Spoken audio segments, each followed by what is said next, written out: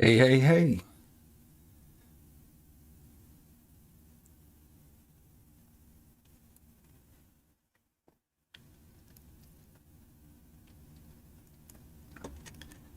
How many fingers am I holding up? 0, because you can't see me. But I wonder, can you hear me? Somebody in the chat, write the word supercalifragilisticexpialidocious, and I'll know you can hear me fine.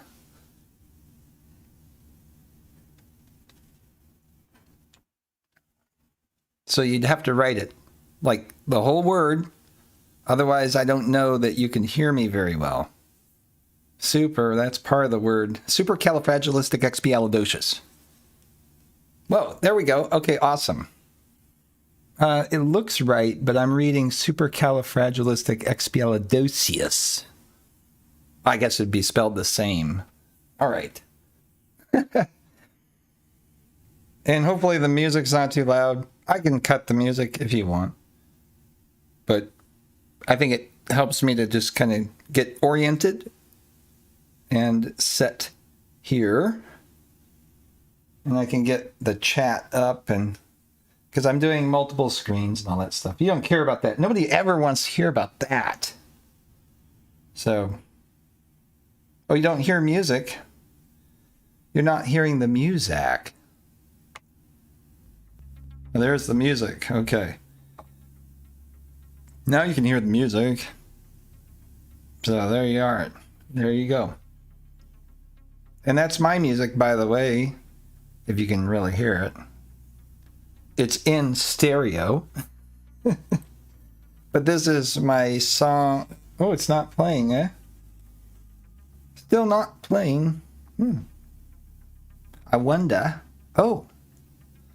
Maybe.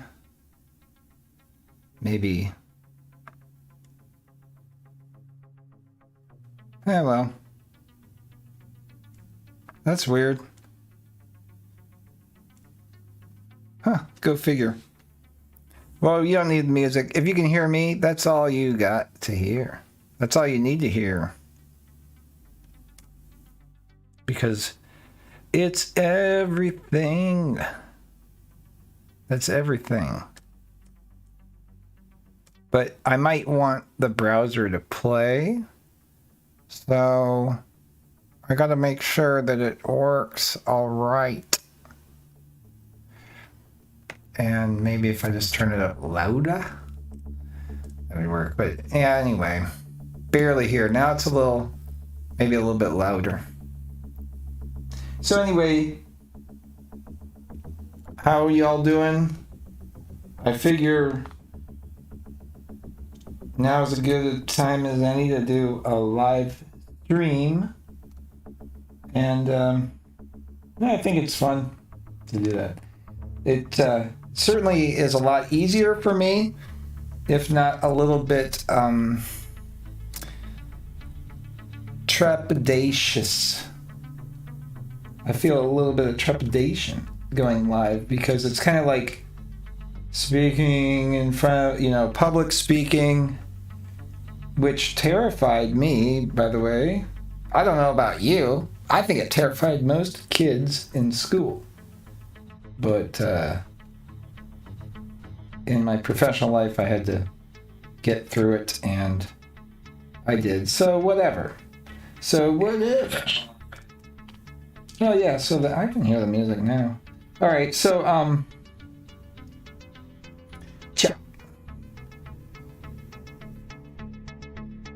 so let's see. I'm gonna get this working. Live chat.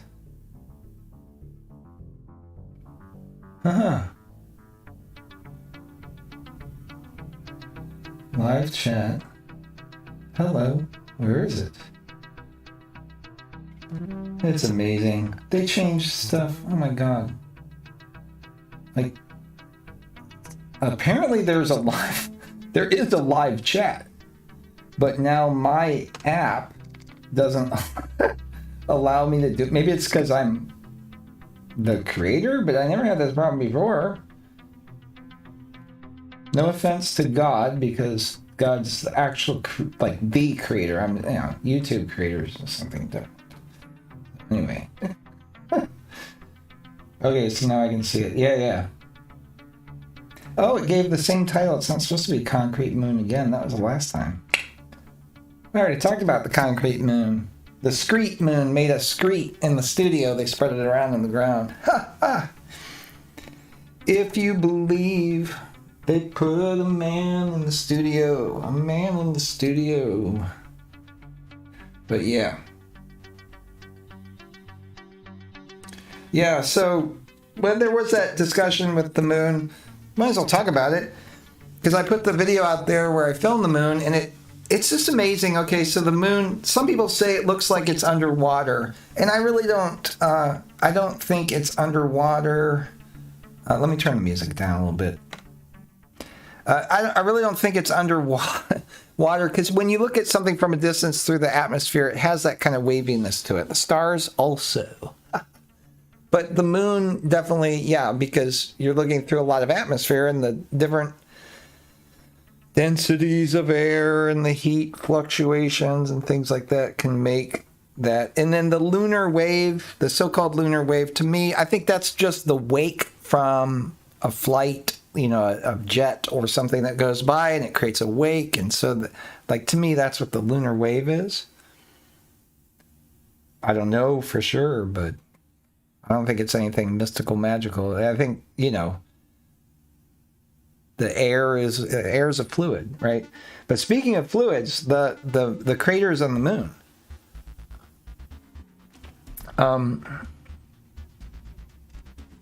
So wait.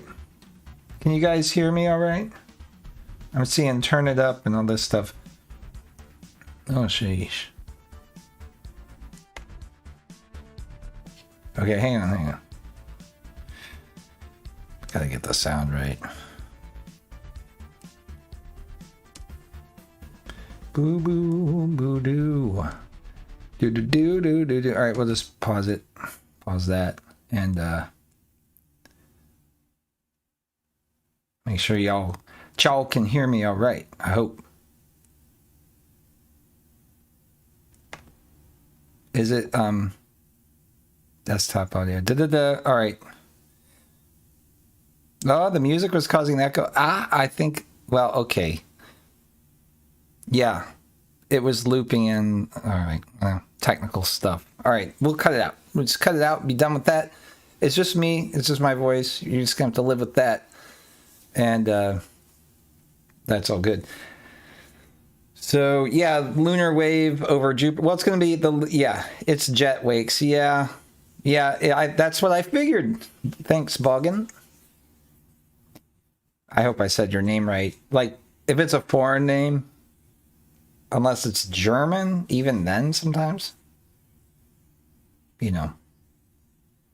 But hey, okay, the moon, what are the craters? Are they impact craters? Well, they could be, except everything would have to be impacting it like perpendicular to the surface. And then you have things coming in at an angle. If that happened, then you'd have impact craters of a different ilk. Oh, I love to use the word ilk. And I don't know why. But they're all round. Like actually round. Not round when they mean spherical, but actually round. And then in the middle, there's a little bloop. There's a little bump. It's when a volcano goes up, and then there's the crater, and then there's that little lava dome in the middle. It's kind of like that. But see, the same thing happens with fluids when you have like paint bubbles and then the paint's drying or curing, and either way, and then you have that outgassing or the paint bubbles are coming out. It's kind of like that. That's what I think it is. And if you look at geysers, yes, geysers, same kind of look, although I went on Google Earth and I did that and I looked at geysers, and geysers are a little bit different, but they can have that. But see, they have like the little there's like deposits, and there's other things with geysers. I guess it could be like a bubble is kind of like a one-off geyser. So there's that. But did you see the video I made about the moon? Did you see how it didn't, I mean, it does look like, okay, it looks like it is spherical, and it looks like the light's moving across it, so it's kind of like shadow. And so then the peaks are lit up first, whatever, but there's something off about it.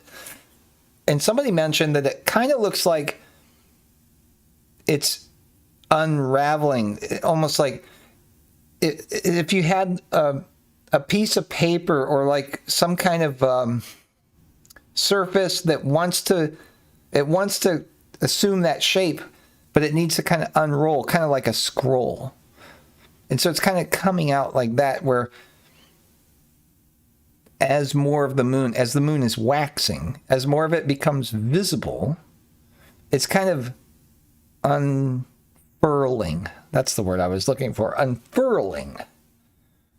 And yeah, I mean, where does it go when it's the new moon? Why do you see zero Earth shine? If you mask it out, block it out, and laser sight it in, why do you not see that? So it's an infinitely interesting topic. I think, what is the moon? No one knows. Okay, so there's the geyser. Speaking of geysers, I'll talk about geysers. There's the geyser in the black and white video from the 50s, the scientist who came out, and he's got the pencil mustache, and he's European, whatever. He looks like he knows what he's talking about, because he goes out and he's saying they're not going to land on the moon. This was in the late 50s, early 60s, and he's, that's poppycock, that's balderdash, that's nobody's landing on it, but then he's got that right, and he's saying, what you're seeing isn't exactly what people are saying it is. A rocky substance that you're just looking right at it. It's not exactly like that. But then he goes on and he says it's a plasma. A plasma? Plasma? Like what? Like the Red Cross? No, not that kind of plasma. Okay, so like when you cut a grape in half, you don't want to cut it all the way. You cut a grape mostly in half, but you leave a little bit of it connected. And you put it in your microwave, and you microwave it, and you'll see plasma, or you just light a match, and you see that flame, and that's plasma. But it's not that kind of plasma. No. It's cold plasma. Cold plasma. What the heck? Cold fire. So you look that up. Yeah, that's a thing. Okay. So that now it's making more sense, because the light is cold. Because I read that in Zetetic Astronomy by Samuel Robotham, and like, this is okay. All this other stuff he said I thought was crazy, and it turned out to be like, And then he said stuff about the moonlight being cold, and then sunlight actually doesn't engender combustion, like flames, like. So I went out and I kind of tested that with campfire. Like I lit like a campfire in my backyard, and I have trouble. I can get it to burn, but it doesn't really burn. And then it gets in the moonlight during the day, and it was burning. And then at night, it's burning more, and it's like, well, okay, but it's dark, so it seems like it's burning more. No, it was combusting more. It was like during the day, it wasn't burning the wood down very fast, but then the moon came out shortly before nighttime, and then nighttime, but it very quickly burnt through. And so, yeah.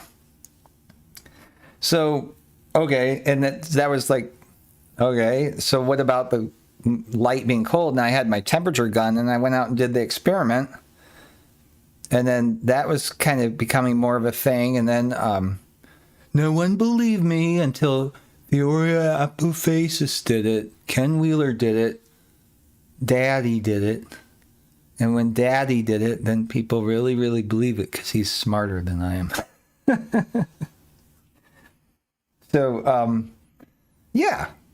But it's true. You know, you go out with the temperature gun, you do it. Maybe he did it. I don't know. I saw the video after I had done it. But anyway.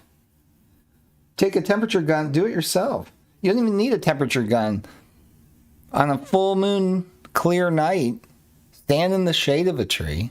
And then go out and put your bare arm out. Can do it. And it works in the winter and in the summer. I've been doing it for a couple of years now. And that moonlight is cold. And it may, some people believe, turn you into a werewolf. Of course, if you're as masculine and hairy as I am,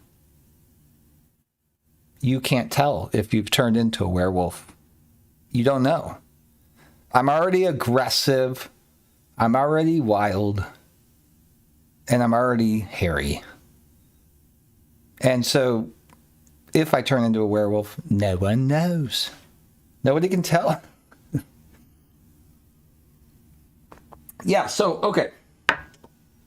Then you take it to the next step. Okay, plasma. Well, so what is this light that is cold? You can't, like, there's infrared, but you go through the electromagnetic spectrum and you look for what's on the others, what's like infrared, but opposite, cold light. Cold, and you can go and you find ultraviolet light, but it's not cold light. You get to a short enough wavelength, higher frequency, higher, lower nanometer wavelength, higher frequency, higher energy. Well, anyway, yeah, you get down into the, around somewhere in the 300s nanometer range of, you get into ultraviolet and you can't see it, but it's at no point becoming cold light. So what is it? What is it? Well, there's the hot plasma, cold plasma, and then there's infrared light, which is hot light. But where's this cold light? Where is it? So I need to look into that. Because the moonlight, it certainly is cold. So is it just like a reverse phase infrared? I don't think that would really work. So I don't know. But who knows what other property. There were a lot of other things he said about other properties of moonlight that I don't know about, where sunlight is purifying and moonlight is putrefying. I don't know. Night air does kind of bother some people, including myself. Sometimes the night air, it's like the old wives' tales. Your grandma or your mom son, get inside. You don't want to get into that night air. You'll catch a cough or whatever. And I think, what are they talking about? What are they talking about? Is there a cough floating around in the air and you're going to catch it? Cough theory. But there's probably much more wisdom to that than germ theory.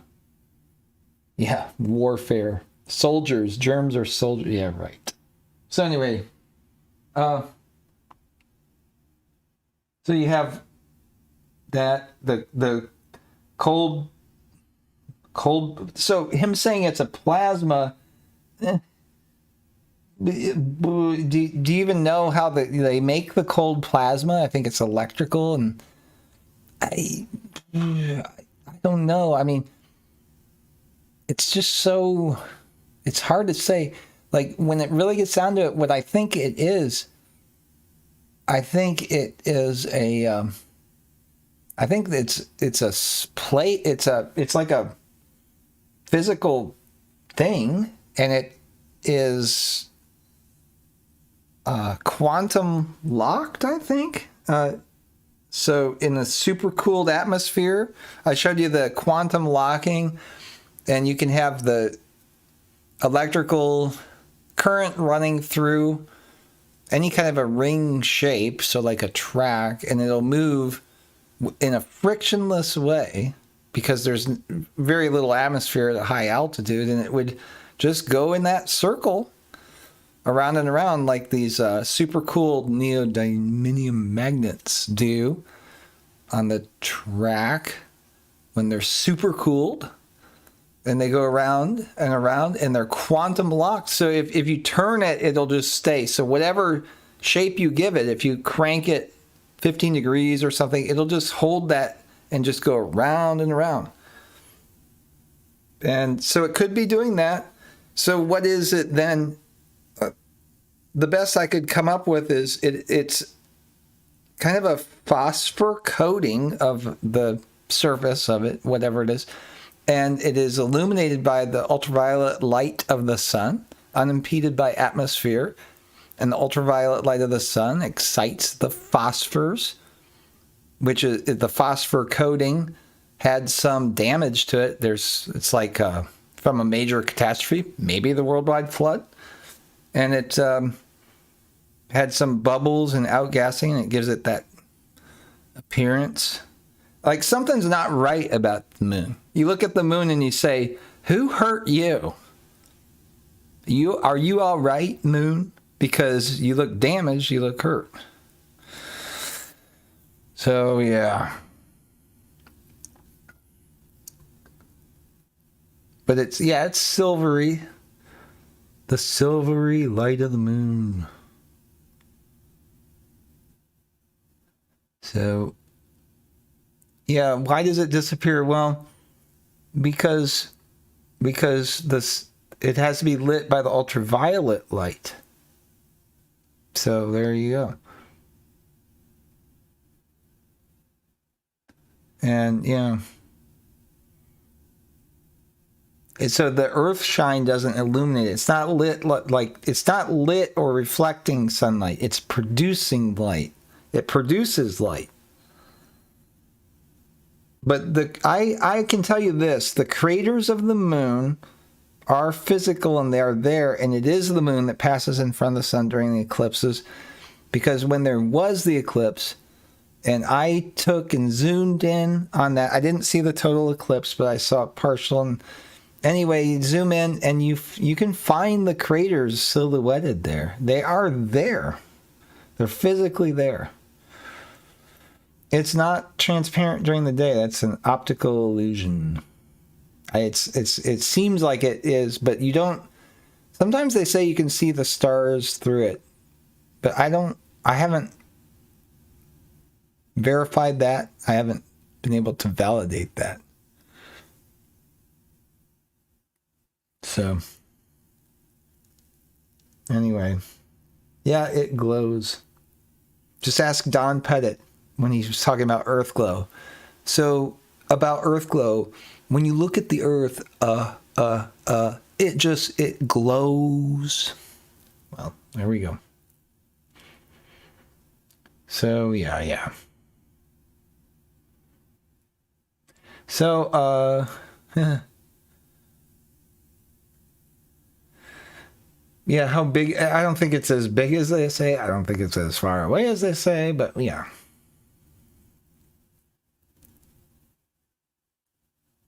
But things like the reality of things is something. I don't know if the ephemeral is the right word. It becomes esoteric, I think. Like people think they know, they don't know. It's amazing how much stuff has just been around for so long. Like the talk about Mars and the moon, water, and the canals. I always talk about the canals on the moon and canals on Mars and Martians, and they're always talking about Martians. And your kids will be the Martians. No, they're not. Your kids can be the Martians. You know, they'll be on Mars in the underground city, and that's the we draw as a dome on the surface, but we say it'll be underground, and they'll know they're on Mars because we tell them, and they'll melt the ice and make rocket fuel to go to the stars. But when they melt the ice with all the extra ice water, then the water will fill the canals on Mars, and then they'll get and fashion their 3D printed gondolas and sing Italian love songs about amor, and they'll go down on go along on their gondolas and their canoes, paddling their canoes on the canals of Mars. Quaid, look into your mind, Quaid. You must take up your... What's the pole that they use on gondolas? I had a chance to go to Venice, and I should have done it back during regular life. I had a chance to go to Venice, and I almost went. The trip got canceled, and then they rescheduled it, and I was like, nah, not feeling it that day. But I would have liked to have gone and get on the gondolas, but I don't know what... There's a special name, I think, for those poles. But anyway. Quaid, take your gondola pole and push yourself along on the canals of Mars.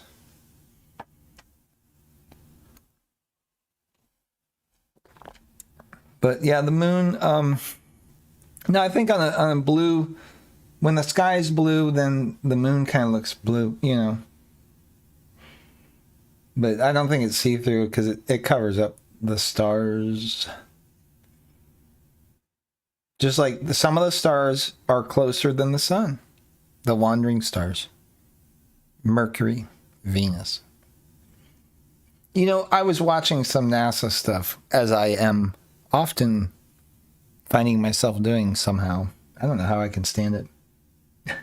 But there's a lady talking about how they're going to Mars, and she said Mars is the closest planet. And I'm like, what? This is JPL. This is the top of the pops, you know, as a physics major. And that was like, that's the dream, man. You want to end up at JPL. My physics professor came from JPL. I didn't know why at the time, but he was like, Caltech and JPL ain't all it's cracked up to be, you know. But now I know. And he also didn't want to teach astronomy, hated teaching astronomy. It's like, that's the most fun thing in physics, but no. Anyway, the lady's from JPL, and she's saying that Mars is the closest. I'm like, no, it's not. No, it's not. Venus is closer than Mars, ostensibly, supposedly, what they're saying. Venus is. Right? So, why not go to Venus? Well, because it has more of an atmosphere.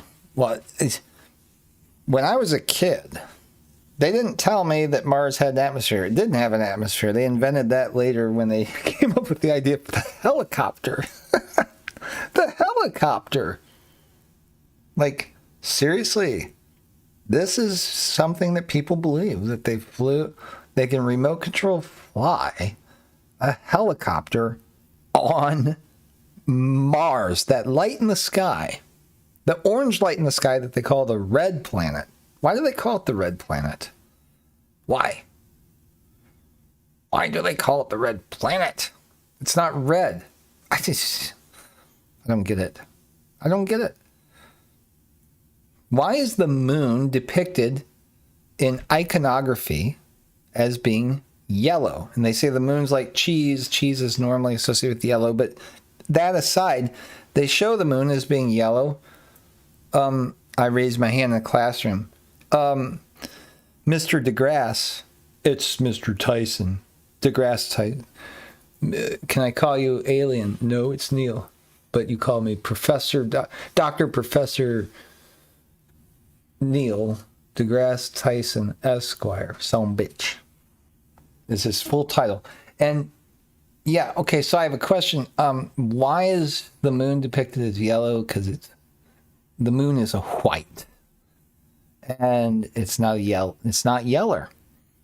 The sun Well, the sun used to be yellow. Now the sun is white, too. Ain't nothing yellow up there anymore. Well, it's just whatever. Okay, he throws down some bullshit. Okay, that works for you. So I don't know. But yes, I've seen the blood moon. It did turn red, but it wasn't that. It was just the sunset kind of projected on the moon. Really weird. Like, I don't know how that works, because that kind of knocks into my theory of the moon being made of phosphorus, because that doesn't really work then.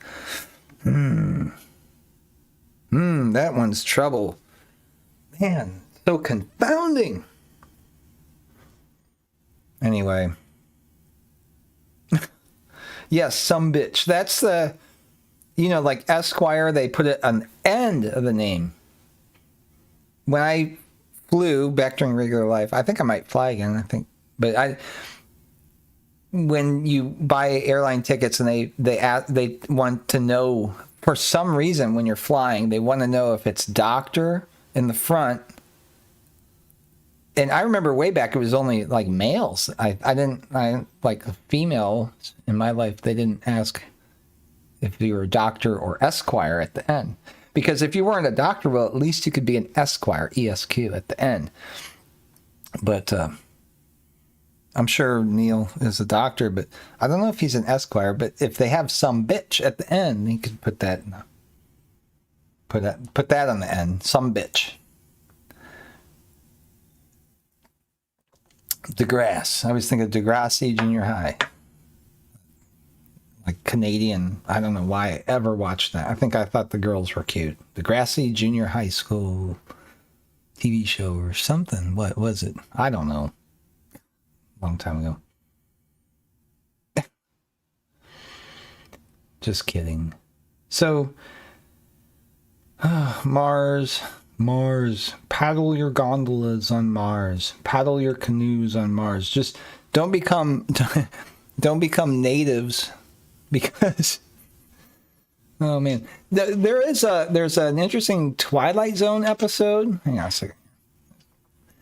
There's a Twilight Zone episode where, spoiler alert, it's a 1950s show, but in this episode they're all getting ready to go because they just wrecked their planet. They wrecked the planet and they got to bail because they're going to have global thermonuclear war.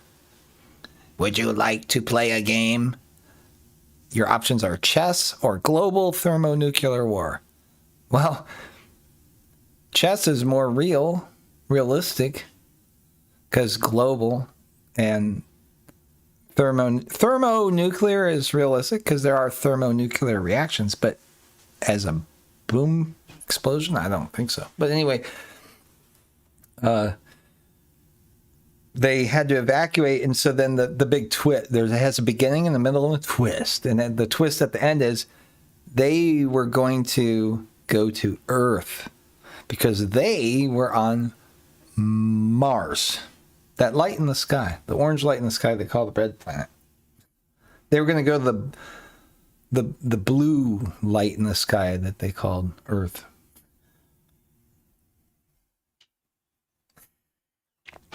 And I think that with their long, like, it's the long con, like some people run cons, or they try to fake people out, and then there's the long con, where like a sleeper agent or whatever, there's the long con. But whatever does this reality show that we live in does the really long con, and it could very well be that they're going to run this con all the way through to have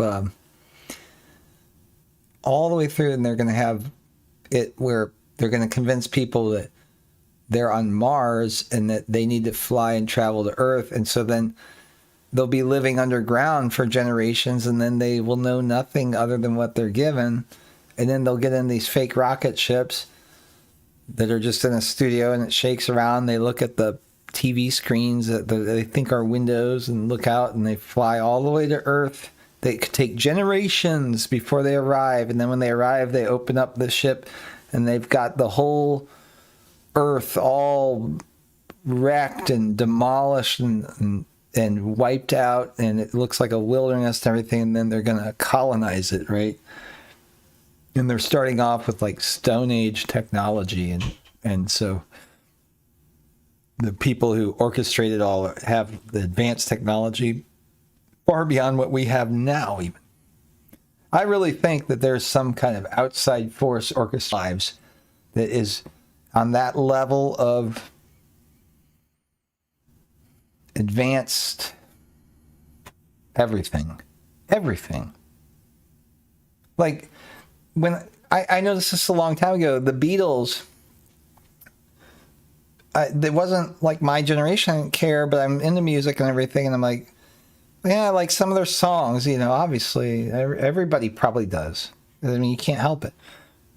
But I got into it, and I'm like, I was interested in geniuses, and like, what kind of genius writes all that eclectic music? It's so eclectic. That's the word for it that I have, is it has all the different styles. And oh, well, they're copycatting. Well, not exactly. It's not like they're doing 12-bar blues all the time or anything. And some of their songs are so completely original. They're like one-hit wonders, except it's one after the other, and they're so diverse. Okay, I'll give you an example. Take a song like Howard Jones, It Can Only Get Better. I've been listening to that for a while lately, and dang, that song's good. And it's original. Like, it has this solo part in the middle that's just like, there's nothing like it. It's like kind of a keyboardy solo that it's not like any guitar. It's amazing. And that, but he's not really a one-hit wonder. He's got 2 or 3 really good songs.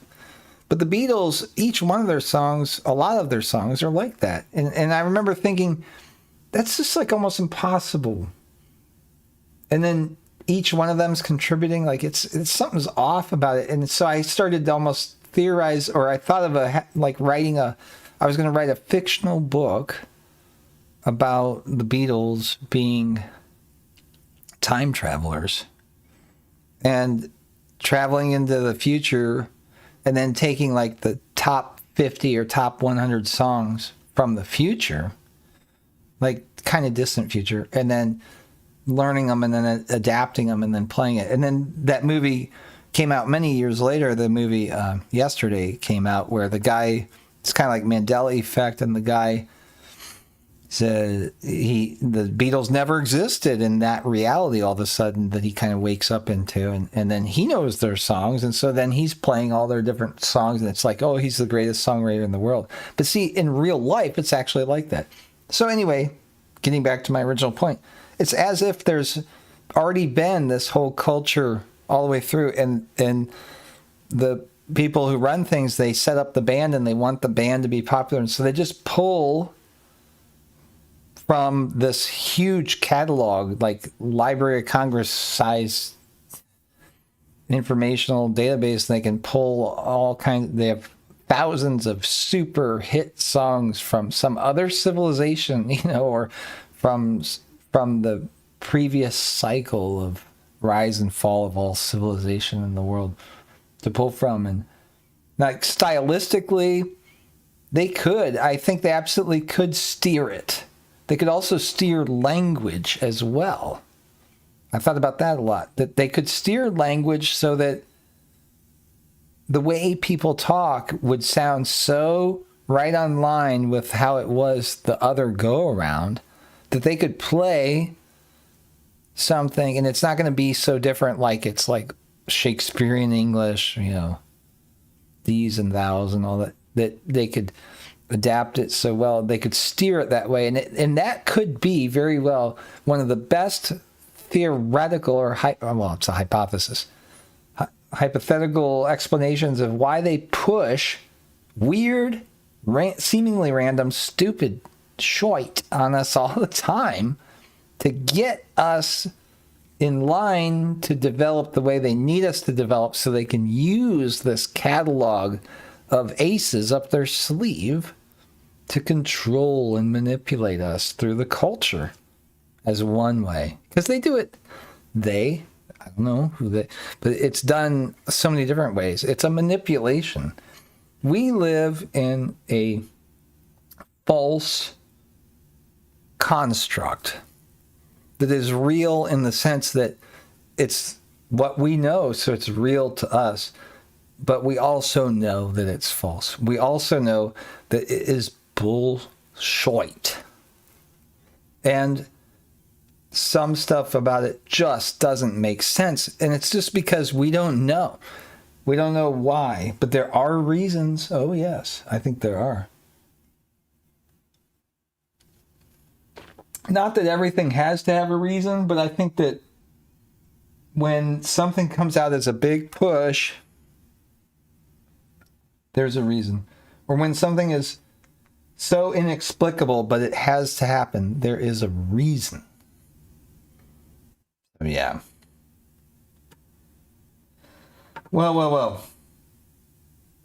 So I wanted to talk about...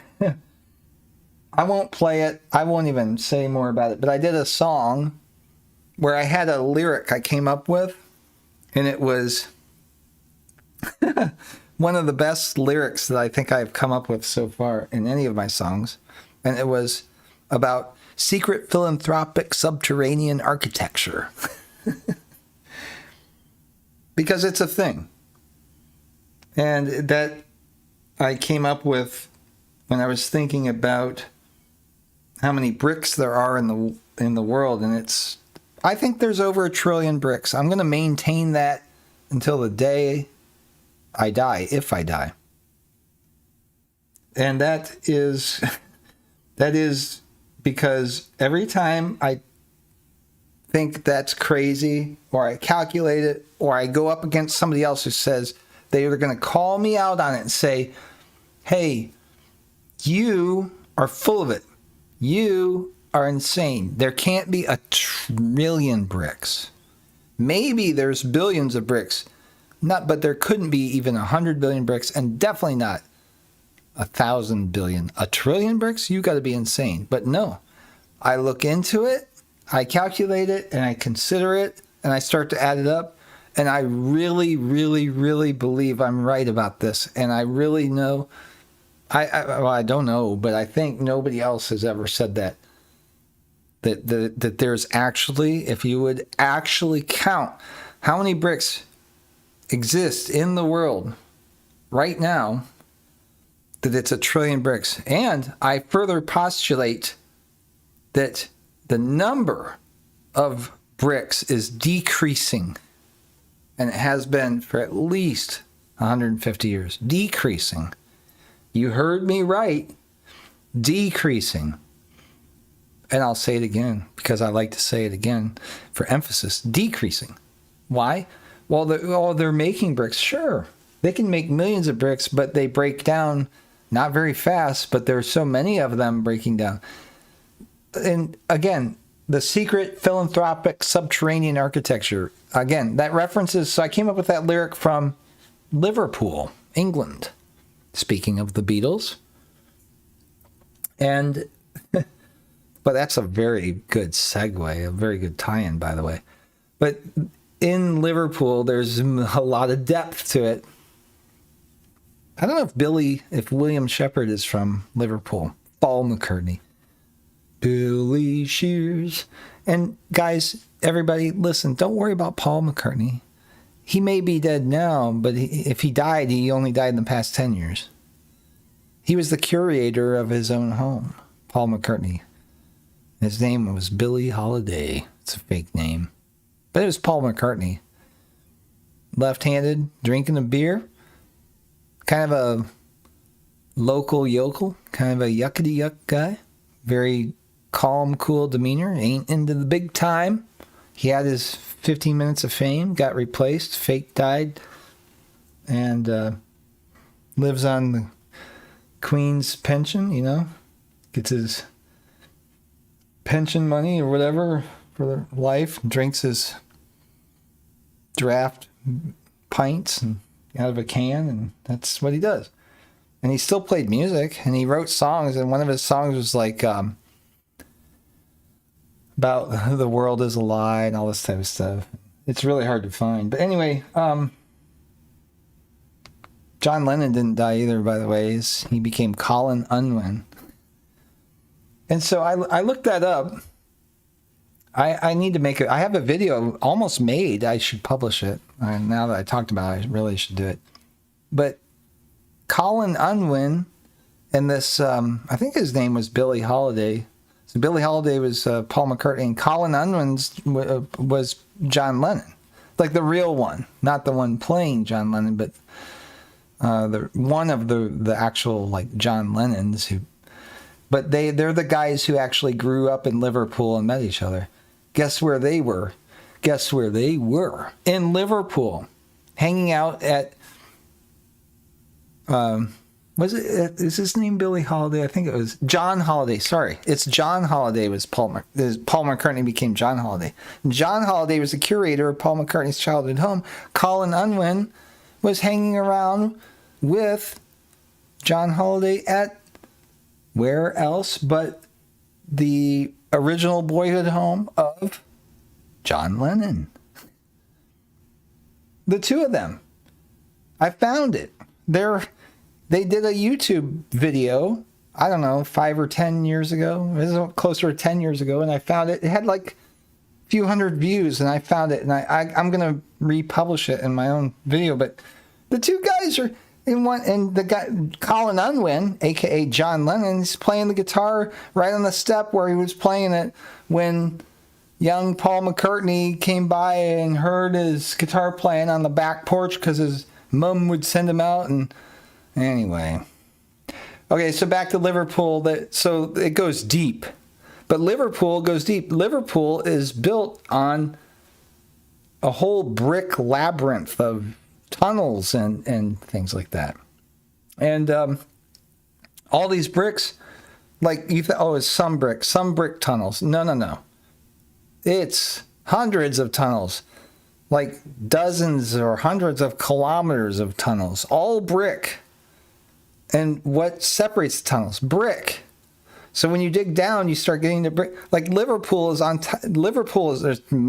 lot of the buildings are brick, but underneath is brick, and under that is brick. It goes down like 12 layers.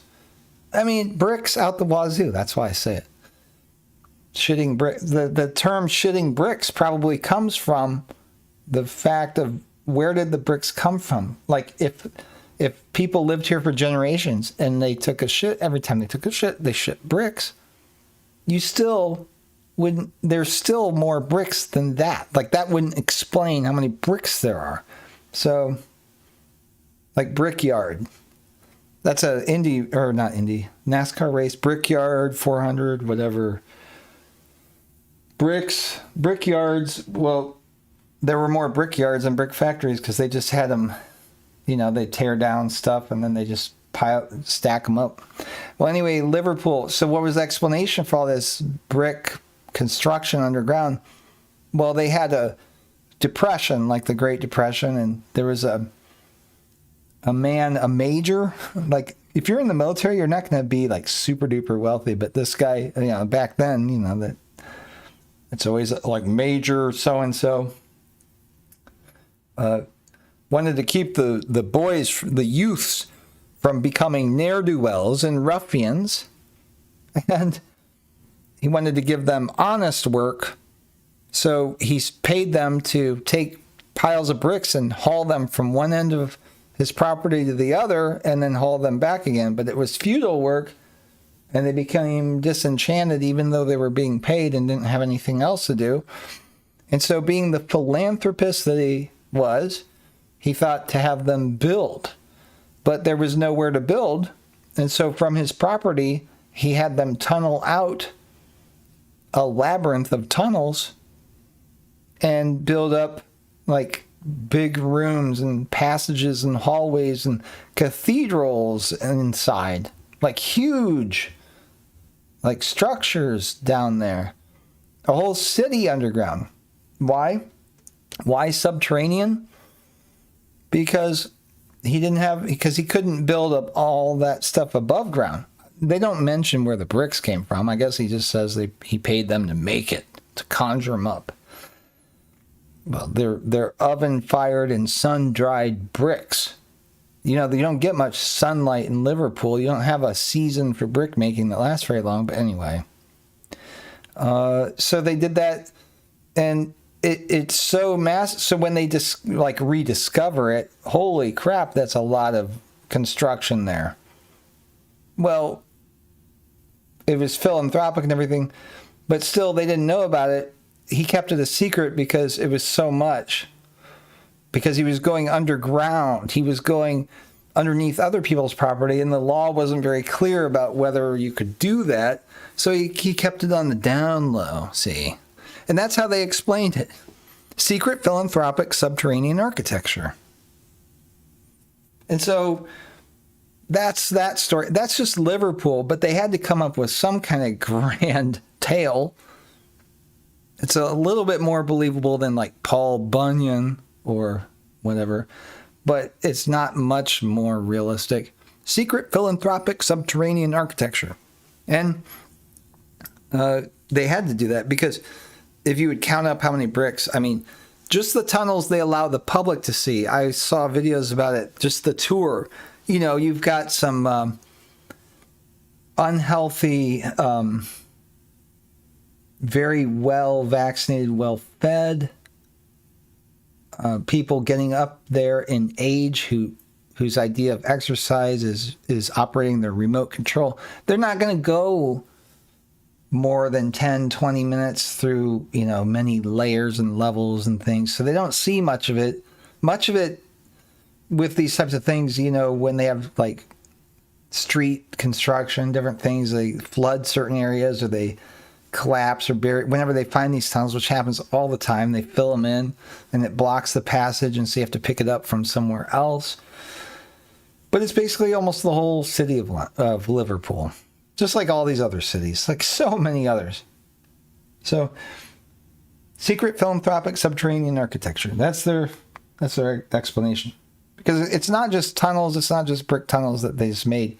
It's architecture. It's really actually designed pretty well. It's pretty amazing, So I want to look here. I had watched some videos. I was kind of half asleep, but because it was like 4 hours long. And I watched these videos in German. And so I'm fluent in German. And so these aren't given in English. There's a German guy who researches these. Well, he's spent a whole like career, like 30 to 40 years researching these tunnels all over the world. He got interested in them. He tells a story about it when he first got interested in them in the 80s, I think it was. Way back. And okay, let me look and see. Heinrich Kusch. Okay. So he figured out that the stories didn't really add up. Here I can type, I'll find it for you guys. Make use of this here. And I'll talk about this. I have a lot more to say about this mud flood or heating by steam. This video I did is a landmark video about this. I don't like that green. District heating, and we'll talk about that in a minute. But Heinrich Kusch. Yeah. Geheime Unterwelt. The secret underworld. Not under, well, where is it? Under where? Under everything. Professor Dr. Heinrich Kusch. I never saw what he looked like. I was just listening to like podcasts or whatever. He does a lot of interviews. But he talks about this, and it's fascinating. There are like he basically what he tells people is he's saying, like, you guys, you have no idea how much there is down there. Like, you guys have no idea how many tunnels there are. And not by a little bit, by a lot. A lot. So, like, he gives examples, and these are places like I didn't hear about this one or that one. And he talks about parts of the world that are barely inhabited, and they discover networks of tunnels that are basically whole cities. And some of them, like there's one in Turkey, I did know about that one. Guys doing construction, like remodeling his bathroom or kitchen, like I've been doing for 5-6 years. And he starts peeling off the layers of the floor. Like I did. I had like 5 layers of the floor. But it's in Turkey, you know, and the guy's doing it, and there's this hole that opens up. It's like, it opens up into a tunnel under his house. Long story short, that tunnel leads to this labyrinth. It's basically like a whole city. Not quite the size of like Ankara, but a large city. You could, it had room for 20 to 30 to maybe 40,000 people to go down there. And so he goes down. So what's the point? It has, and they figure it out. It has one opening. They had some of these in, they're everywhere. You know, China, he talks about in China, there's something like that. And it's not like just stupid construction, like, oh, you can't tell if it's the difference. It could be a sewage system, or it could be a prospect mine. Like a prospect mine, there are things they call mines, but when they can't find out or figure out what people were mining, well, what was it? Well, no one knows. They must have been looking for something. They were prospecting. They didn't find what they were looking for. Sometimes they say, well, maybe they found what they were looking for, but you can't see it. It's all mined. Well, there's nothing on the walls. You go any direction, you can't find. If it was gold, or it's not there. They mined it. Well, how could it be in all these? It's like a rabbit hole, literally winding and curving around. Well, it's in veins, like roots, but it doesn't branch out like tree roots. It's just they cross back over each other, and it's crazy. So but they like the Long U caves is a perfect example. They're not just random crap. They're identical. Like they find this one cave, and then they go some distance away, and they find another opening. Like, well, this looks familiar. Kind of looks like the opening of the other cave we found, which was like incredible. You know, 350,000 square feet of floor area, in this labyrinth that winds through this geometric pattern. And then they go through that and map it out, and they figure out that it is exactly the same dimensions down to the millimeter. And not only that, they figure out, wow, you know, this whole cave system is not only identical to the other one we found, but it's just as large, and it's pretty far away, but not that far away. It almost seems like they'd almost overlap. Well, they calculated it out. They find out it had a 16-inch separation in the wall. So when it was supposedly carved by brass tools by the post-lithic, you know, Bronze Age Chinamen, you know, those are the same ones that went over and built the transatlantic railroad later, you know. But they were using those golden spikes with a hammer before, and they were carving out the Long U caves in this perfect geometric pattern, and they bring it right up, and this wall goes parallel, it's separated by something like 16 inches, which just so happens to be by the density and the tensile strength and all that, and compression strength and yield of the material, the perfect weight to be the load bearing and solid support that it would need to be, blah, blah, blah. Yeah.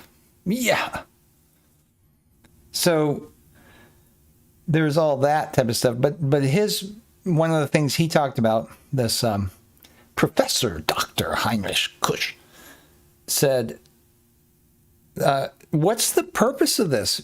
Because the local stories will tell you that, the local people or the conventional knowledge, wisdom, wherever it comes from, they say, well, if the village was attacked and they couldn't go into a castle or whatever and they're laid siege upon, they would go in here and they could live in this underground world.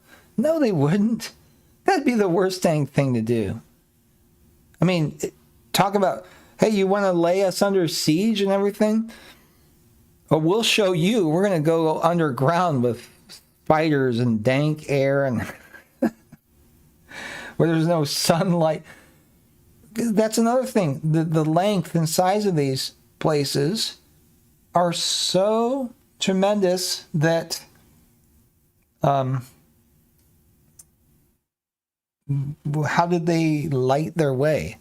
You couldn't. Even to construct it with modern lighting, with batteries and all that crap, it's an ordeal. And nothing beats, I don't think there's a there may be one thing, but like, okay, up until recently, it was like, not recently, but up until decades ago, nickel cadmium batteries were the best. I don't know what they used on the moon missions, because that was incredible.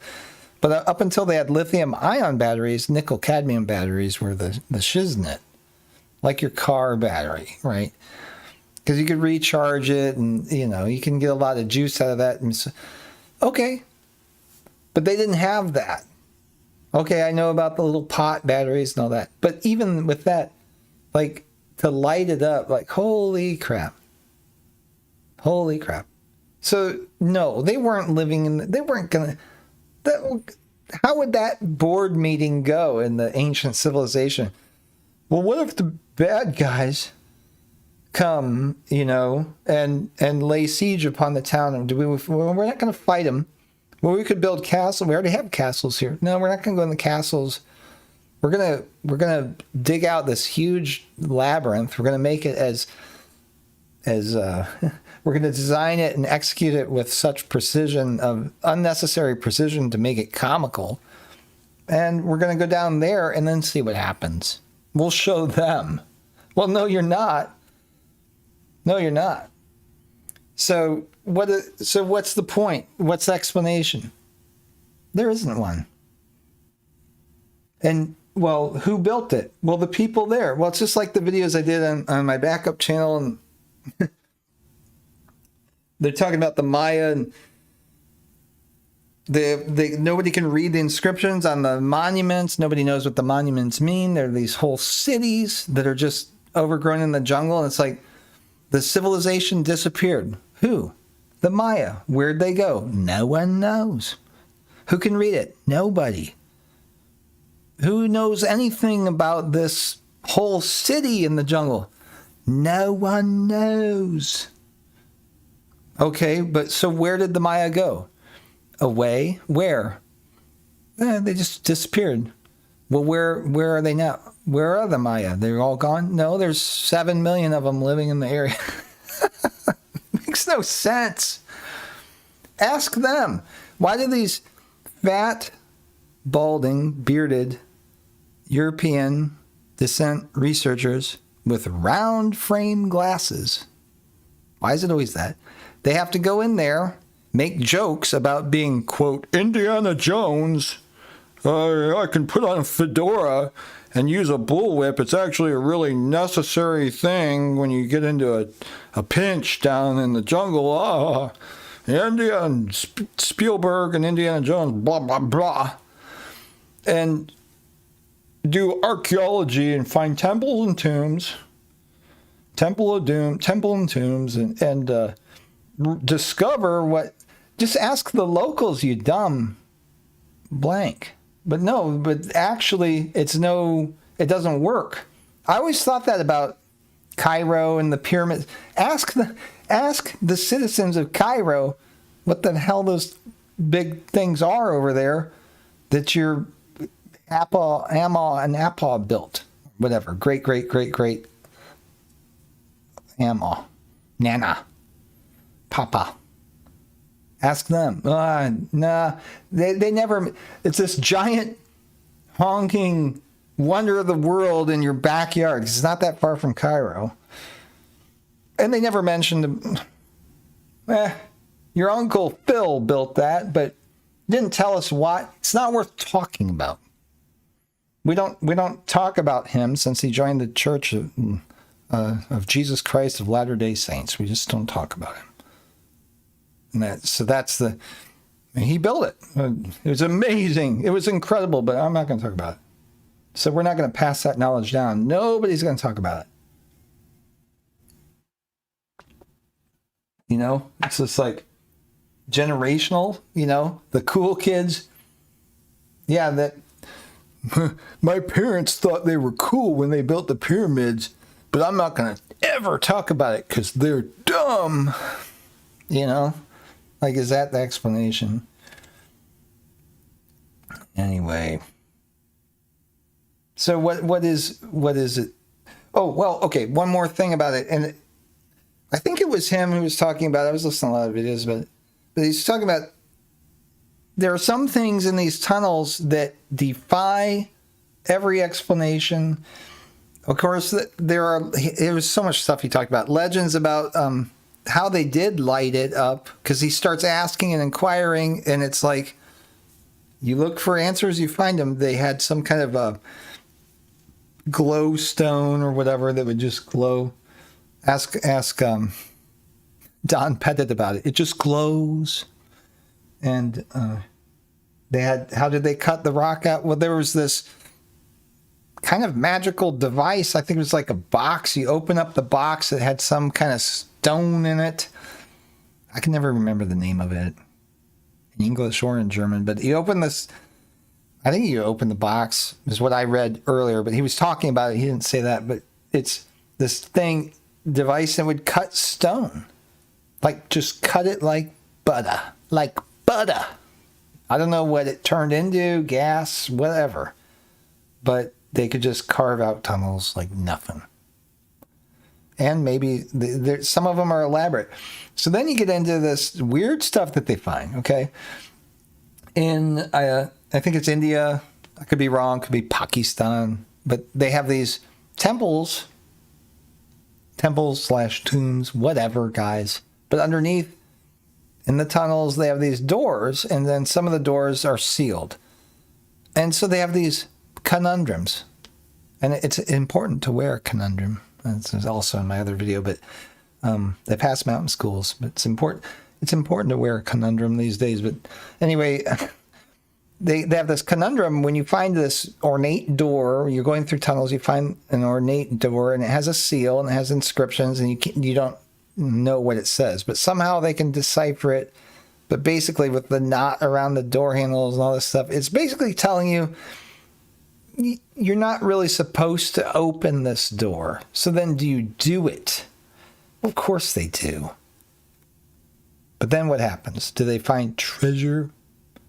You know, it's kind of like a cliche. You know, it's never, oh, they lived happily ever after. No. But then it gets into some of these ones that were never, apparently there are some that have never been opened, whether by superstition or respect. I don't know, probably a little bit of both. Some people think that those are the seals, you know, like, and each time they open one, that brings civilization closer to the end. I don't buy that. But he talked about, I was half asleep when I heard this, but there was like this really, some of these tunnels are long. Like, he was talking about 60 kilometers of tunnels. Now, not a straight line, but in one in particular he was talking about was kind of a straight line, I think. And it was like walking through a cathedral, but it was really long, like really long and huge. So why would they build it? Like, you could drive a semi-truck down, or it's tall and wide, and then the doors are huge. You know, like, you know what I'm talking about, like the doors in these old buildings. Like, I did a video where Vladimir Putin was coming through the door to lay down his bullshit about whatever nonsense they're doing. and the doors were huge. And these are interior doors. It's not like the doors to get the slushy machines in and out for their slush fund or whatever, you know, bring the elephants in for the entertainment. These are interior doors, and they're huge. But he was talking about these kinds of doors with the door handles really high, and they're thick. And it totally made me think of like Lord of the Rings and that type of stuff where they show you that. And it resonates with you because somehow there's this inner knowing of that stuff's there. And they do hide that. So that was part of the segments that I was listening to where he's talking about the things that they hide. And he said they do, like, he talked about this, like, he doesn't understand why, quote, they hide it. It's all the way back, I think, in the late 80s, or maybe it was in the 90s, when he was just starting to get a little more interested in it, and he's touring these things, and he would try to get to see some of the tunnels and things that most people didn't get to see if they'd recently opened something up. And he would see things that were like really not making sense, you know, like the really long one with the big ornate doors. And it's just, you go through the door and you go down the tunnel and there's doors to the side. They don't know where it goes and they go along. And then there's another set of doors, huge doors. And you're going, and he talked about how just I think he and his wife would do it. And they would be in there for days sometimes. Like they had to have to camp overnight and they just keep going and going and going.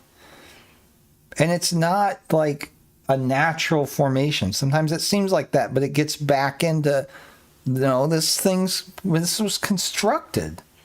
And it can transition into where it's just so well constructed that you could be walking through the halls of your local university if you didn't know any better, and he had to prepare food and battery power and everything to just keep exploring.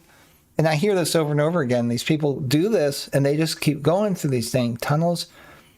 And he said he went into another country. I think he was in Belgium or something. He had to go into another country. So one time he had to prepare for that it went for so long that they had to do like immigration and stuff like that, because if he came out somewhere, he was going to be in this other country. And back then, before the EU, you couldn't just cross the border. Like, you could get in trouble doing that. So, yeah, he just goes on and on. And this happens so many times. And he talked about it where he just said he doesn't know how far it goes. They exhausted after like 3 days of walking through this basically hallway. And they just keep going on and on and on and on. And they keep finding all kinds of stuff. He couldn't even tell you all the stuff they saw. Archways and things built.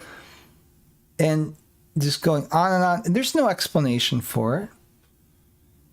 And he said the similarities, the synchronicities, he oftentimes found himself thinking in this tunnel, passageway, hallway, or whatever, it looks exactly, dimensionally, it's exactly like where he was he's in Belgium, but he's thinking, I was in the same tunnel in Sri Lanka or wherever, India or the United States.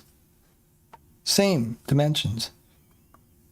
And I know exactly what he's talking about. Because there's like, some of them look like canals. Not the canals of the moon or the canals of Mars. So, yeah, I listened to these two. I was kind of half asleep, but the artwork. But I think I listened to that one too. Or I'm still listening to that. Geheime Unterwelt. Radio. But yeah, so he knows his stuff ain't making sense. I mean, look at that stuff. Petrified thing. Like, did they carve that? He knows. Anybody with half a brain knows they didn't carve that joint It's the rock carvers on meth club to do that. You know what I mean? So, oh, what's this? Wasser, Feuer, Erde. Water, fire, earth. There's Aries and, what is it? Gemini or Pisces and Cancer. Are these planet signs?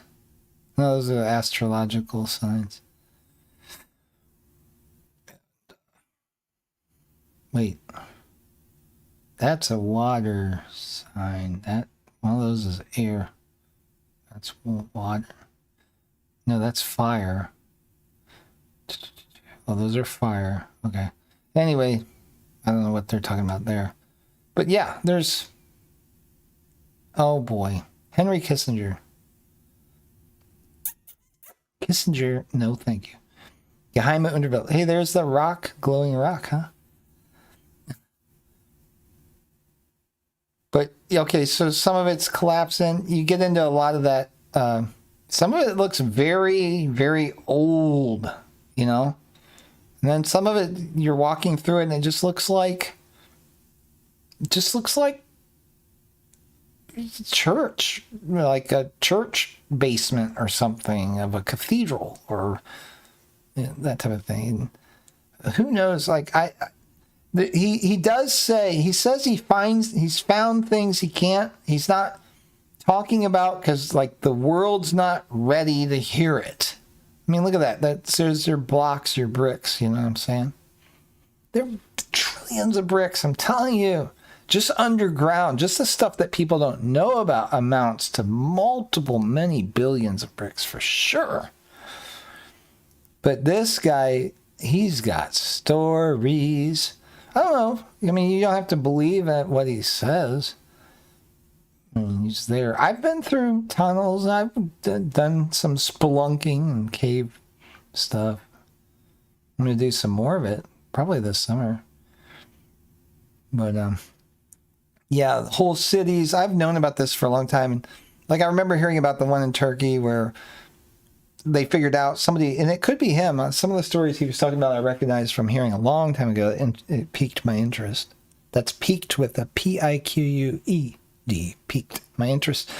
That one of them was somebody made sound and somebody else came from really far away in the tunnel, really far in some other chamber, and they're like, I can't believe how long I had to walk to get to you to tell you I could hear you perfectly well. Like you were right next to me. It startled me and freaked me out. And they're like, well, what? They're like, yeah, I had to walk for like 5 minutes to get to you to tell you when you were talking and singing or whatever, when you were in this chamber or wherever you were, and it broadcast like I could hear you. So that's one of the things that got them to start thinking that it was like an underground city or something where people could go and then they could be privy, you know, that somebody could make a speech or whatever. We shall go on to the end. We shall fight in France. We shall fight on the seas and oceans. We shall hide in the caves with great fear and trepidation. We shall fight on the landing grounds. We shall never surrender. Winston Churchill. So he could give the speech there and lay down his bullshit, and everybody could hear it because of the acoustical engineering, which is something that I've always been interested in. But the acoustical properties of the cave network that they made. Now, it's generally true probably with caves that, yes, sound is going to carry. You've got dense air and you've got moisture and you've got like tunnels, right? But I've been watching a lot of these videos where people go through caves, especially new ones, especially ones that hadn't been explored. And it's just amazing how they go on and on and on, where a lot of times they have to squeeze through the tiniest little spot. Teeny tiny. They just have to almost like you have to breathe out and scooch. I don't know how some of these people do it. I'm not claustrophobic, But if you are the least bit claustrophobic, you could not do what they do, where they're scooching along in this dark, like, crack. It's like under this boulder underground from this huge chamber, and they like have to breathe out and scooch just to get further. And then if they can't go, then they have to scooch back before they have to breathe in again. And it's like, holy crap, I'm not doing that. But they do it, and then they'll do that, and they get through, and they have to like turn all their gear a certain way and feed one piece through after the other, and there's water, like 2 inches of water, it's rising, and they're doing this shit. Like, holy crap, you guys, be careful. But they do that, and then they go, and it opens up into another whole labyrinth, city-sized, huge, multiple kilometers, miles of tunnels and huge chambers. Some of them are like gymnasium size. Some of them even bigger than that. It's incredible.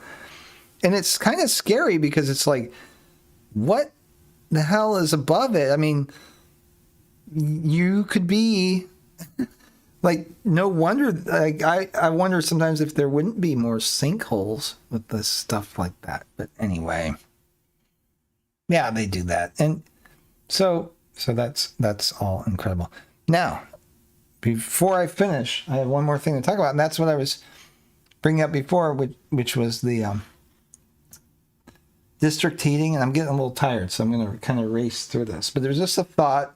Maybe I'll just do another whole video about it, but I'll lay down the premise here. What I was thinking before I forget, and before I lose your interest, you'll want to stick around for this, because this is really good. So I was thinking about this old world, secret, philanthropic, subterranean architecture. And I was thinking about the steam heating. So that would be like, here, let me pull that up. That would be, well, I had it up before, which was the steam heating video. But anyway,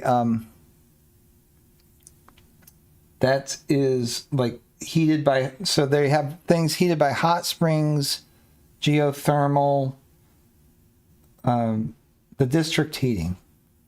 Okay. And so I did that video about mud flooders, how they were heated, because people wonder, these big buildings, they show them with all these fireplaces, and it's like, no way did the, Kaisers of Prussia back in the early 1800s in these huge palaces in the cold winters, they're, or like in Siberia or something, they have these buildings, like, how did they heat it? Well, they use this geothermal, and the guy who worked on the old world stuff, there's no explanation that he got from any of the technicians or any maintenance men or anybody about how it originated or what this, it's radiant heat through steam, but it's geothermal, and the Edison company in New York took it over, and they don't know where it comes from, but they think it's probably a hot spring, but they charge for it now. Chicago has it too. And it's centralized. And anyway, I was thinking about it. And so what is the geothermal? Well, we know about hot springs, but I also saw about these underground, like in the uranium mines. They talked about, like, there are these like controlled nuclear reactions. And so I found it pretty interesting. So the cities, one thing I noticed when I was in the London Tube in 2017, I was in London and I took the tube, and something I noticed about it was it's really deep underground, number one. And number two, it was hot. Like when I go in the basement of my house, already it's colder. Any time of year, it's cooler in underground. And that's not very far underground. You go farther underground, it's cooler. You have to go really deep before it starts to get like hotter, right? But it's not that deep. But okay, the trains run, but they're electric, so it's not going to create that much heat. There's some friction. There's some people there. People create heat, but there weren't that many people there, and it's not full of people all the time, especially at night. It's a lot of space. It's mostly empty. you know. And it was hot. Like I noticed going underground, heat rises. I'm going down this really long escalator down to the London Tube, and it was getting hotter on my way down. I'm like, what the hell? So that got me thinking about it back then. But I was thinking with these cities in the district heating, maybe they have controlled nuclear reactions. And that creates the geothermal and the hot springs. And you can create a self-perpetuating loop because you have the thermal energy that powers the steam loop, and it'll just run. And you can use hot steam to do air conditioning, and I think they did that. Like, well, what? How do you do that? Well, there are a number of ways. You can do it with running a compressor when you use Freon and to run the compressor of the Freon loop, and you have the condenser and the evaporator, right? That's the way we do it now. But you can do it through evaporation, and there's this whole subset of architecture of these evaporation towers a lot of people don't know about that I researched a little bit, which are these open air towers, especially in the Middle East. I was looking at Yemen because I totally was tuned into the fact about Yemen, like they want to destroy the architecture in Yemen, even more than other places, right? Iran, they really want to destroy the architecture there. Iran has them too. These they're like the wind towers, I think they're called, but they also use water, like groundwater, and it evaporates, and the evaporation process cools it. And so even though it's so hot there, they had these kind of natural evaporating tunnels, right? So they did that. But the controlled nuclear reactions could be the way that they do the district heating. And it makes sense. I mean, how safe is that? We have these nuclear power plants and all this business with 3 Mile Island and the cooling towers and all that crap. Well, why don't you just take your nuclear material and put it really far underground, which is what they do anyway with the waste, but then have it down there and have it enough of it that it starts to react, and you have it react, and then you just walk away from it. Let it react, just to get away from it all. Not that the radiation's that dangerous. Not that there's anything dangerous about it. But you get away from it, let it work. Your work is done. You just lay some pipes down there, and then you run your steam loop, your water loops. You can use the groundwater will naturally, gravitationally, density will go down there, and it will hit the hot spot. And what's it going to do? Oh, it's going to turn into steam, and then it's going to pop up as a geyser. But you can harness that and do district heating, and yeah. So that would totally work. So if the old world had it, who's to say that they didn't always have it in large scale with the worldwide civilization that was obviously there, that the extent of which is far beyond anything that we can reckon, okay?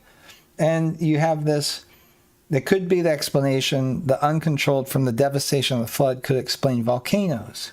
It could explain the remnants from these antediluvian heating districts could explain mountain springs just from the waterworks and the water being pushed up, the Old Faithful, all that stuff. You know, the steam geysers, it just builds up and releases because the groundwater goes down and heats up.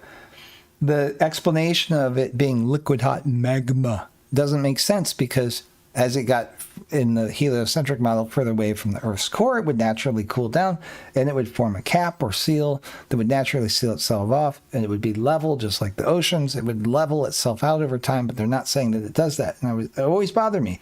Why would there be a caldera here? Why would there be a volcano there? Out of a mountain that's high up, it would cool off. Well, it does cool off, but then it doesn't stay that way. It keeps popping up. So having buried heat source of a hot spot would make sense, but why would it be there?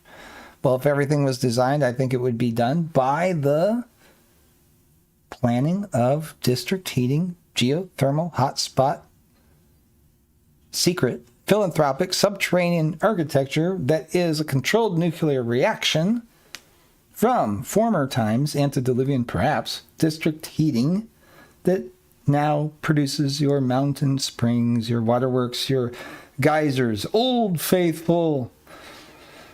The existing district heating systems, it could be found probably on the fault lines where the collapsed tunnels would be also that are not, they're not fault lines, they're the collapsed tunnels. They could be the cause of some of the earthquakes. They could even be the cause of some of the tsunamis. And because tsunamis I don't think would necessarily happen so easily from earthquakes, but from thermonuclear reactions, from the propagation, the phase change of water into steam, create a volumetric disturbance that could explain the huge amounts of water that are moved. But yeah, these so-called prospect mines, if you're prospecting a mine and you go 60 kilometers, I think you should stop. Like, I think that's enough, you know. But these enormous labyrinths could be, in part, the infrastructure of these geothermal hotspots of these, like, heating systems, leftovers from the old world's worldwide power grid. The power plants of antediluvian civilization, buried the world over. It could include the entire Ring of Fire and more. So that's it. So a little bit there. I guess I don't know if I covered it well enough. Maybe I'll do another video about it. Probably a series. Maybe no more. I don't know. But I thought of the idea, put it out there for you, my dear listeners. I thank you for watching and listening.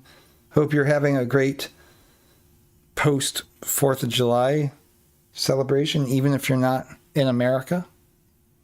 If you aren't American, this is what you do. You get hamburgers or hot dogs, you grill them, you get American beer, and you wear red, white, and blue, and you light off fireworks. You can pretend that they go to space if you want. It's up to you. And you have a grand old time, and you believe in freedom, and you manifest it through your belief, because it's only in your mind. That's where it has a start, because they're not going to grant it to you, so you got to own it and make it. So I'm glad you're here. So anyway, I'll end. It's about an hour and a half, so thanks for being here, and